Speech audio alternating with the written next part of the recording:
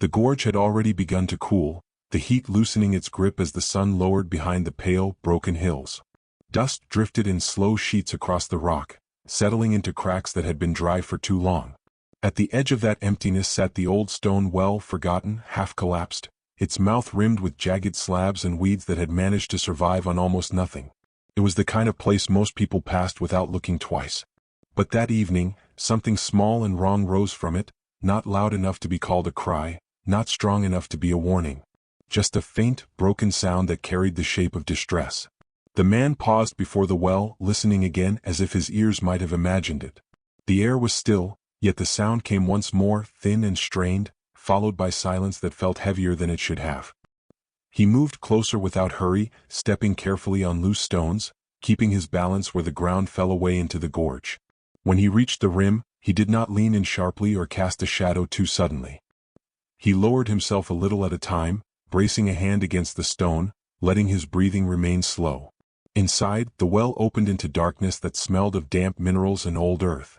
A narrow ledge ran along one side where the stone had broken unevenly, and there, partially hidden beneath a curl of shadow, lay a lion cub. Too small to be alone. Too young to carry its own hunger and fear without help. Its body was stretched out as if it had simply fallen where it landed, limbs loose, head tilted at an unnatural angle that made the man's chest tighten. The cub did not lift its face. It did not gather itself to scramble away. It only breathed shallow, fluttering breaths that barely moved its ribs. One ear twitched, a weak signal that life was still present, still holding on. Its fur was coated with grit and pale dust, and along its muzzle, the whiskers looked bent and tired. The eyes remained half-closed, the lashes trembling once as if the effort of staying awake was already too much. The mouth opened slightly and a small sound escaped again, softer than before, then nothing. For a moment the man stayed completely still. He did not reach down. He did not speak right away. He understood that the first mistake in moments like this was to turn them loud. A frightened animal could thrash, slip, or wedge itself deeper into danger. Even exhausted, even barely conscious, the cub was still wild. Still wired to react if the air changed too fast. He shifted his weight backward, inch by inch, until his face was no longer hanging directly over the drop. His fingers tightened around the phone in his pocket, already thinking through what mattered most. Distance, time, calm. The well's mouth was unstable. The ledge was narrow. The cub's breathing was too light, too uncertain. There was no room for panic here and no space for heroism. He stepped away from the rim and crouched behind a slab of stone, keeping his movements low. Then he called for help, quietly, briefly, giving directions with a steady voice that refused to rise. When he finished, he returned to the edge just enough to watch without looming, letting the cub remain in whatever fragile piece it had found. The cub's chest continued its faint rhythm, each breath a small, stubborn act. The man finally let one gentle line fall into the stillness, not a command, not a promise, only something soft enough to belong to the moment. "It's okay, little one." And then he waited, silent again, guarding the quiet the way someone guards a flame from the wind. The call brought no sirens, only a truck that stopped short of the rim and people who stepped out as if even the doors might startle what waited below. 2 rangers came first, then a field researcher with a small pack.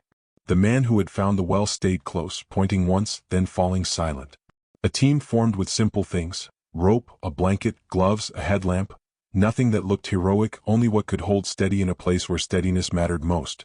They approached the well slowly, reading the ground before trusting it. Loose stones shifted under careful boots, and the rim showed cracks like dry riverbeds.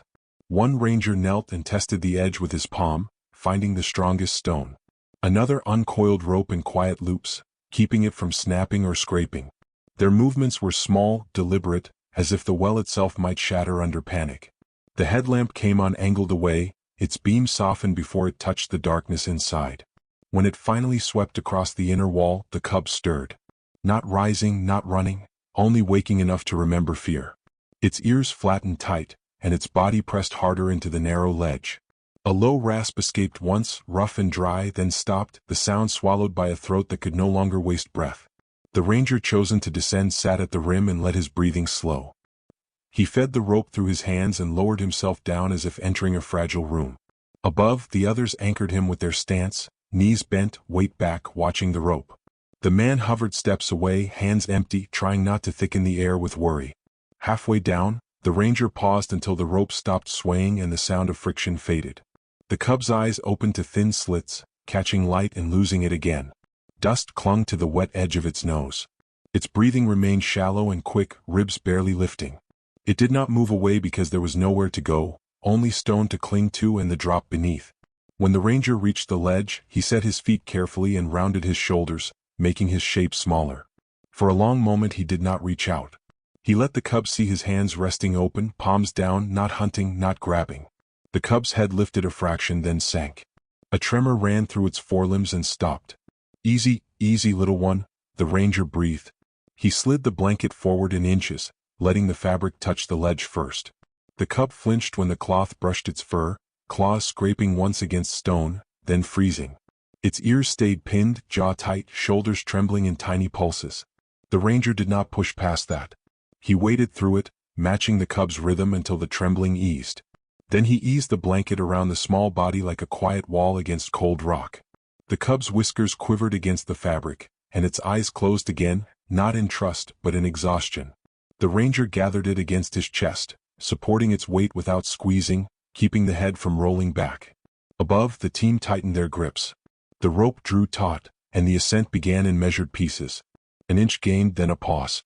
A breath taken, then another inch. Each time the rope lifted, the ranger steadied his footing and let the hands above take the next measure. The cub remained still, only an ear twitching once as the world shifted upward.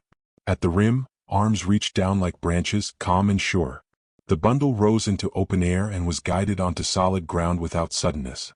No one celebrated. The cub was laid on the blanket beside the well, still wrapped, still breathing, the smallest rise and fall under cloth. For a moment the team simply watched that movement, every inch gained ending in a long breath. The cub did not rise into the open like something rescued from danger.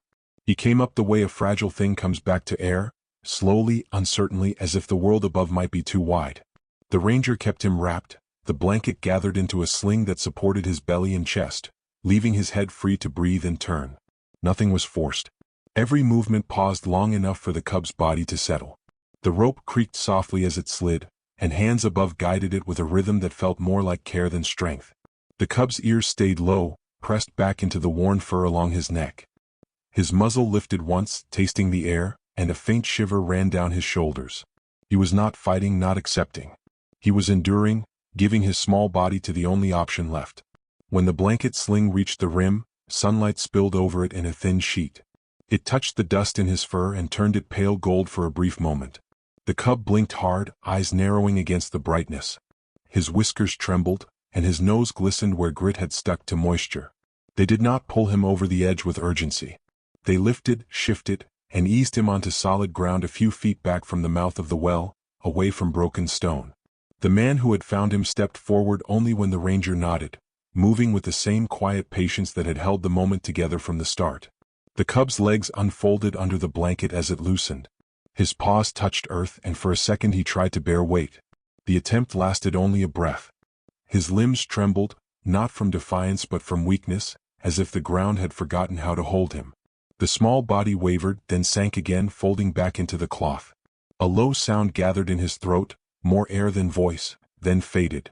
The cub's chest lifted quickly, then slowed, the shallow breaths still there but a little steadier now that the drop was no longer beneath him. He turned his face toward the shadow of the truck and the boots, ears shifting in tiny adjustments to every scrape of gravel. The rangers kept their circle wide, leaving him space. One stood between the cub and the well, blocking the dark opening from view. Another turned the headlamp off, letting the light return to normal. The researcher opened her pack and set down a small bottle, its cap loosened without the sharp crack of plastic.